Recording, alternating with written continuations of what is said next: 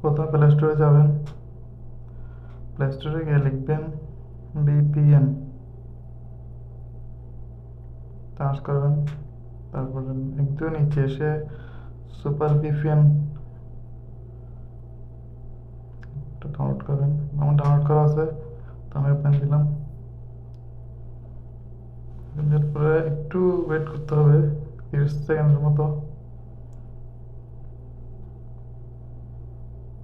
তারপর add add আসলে এটা ক্লিক করবেন না, সমস্যা নেই। তারপর আপনারা এখান থেকে সিঙ্গাপুরে এটা ক্লিক করবেন। কানেকশন হবে, 30 সেকেন্ডের মতো সময় নেবে, কানেকশন হবে। তারপর আপনারা VPN থেকে বের হয়ে যাবেন, মিনিমাইজ করে রাখবেন। মিনিমাইজ করে ফেসবুকে ঢুকবেন, দেখতেছেন 47 মিনিট আগে, 1 ঘন্টা আগে আমার স্টোরিগুলো দেখা যাচ্ছে। তো এভাবে ওটা VPN দিয়ে ফেসবুক ব্যবহার করতে পারবেন। ধন্যবাদ সকলকে।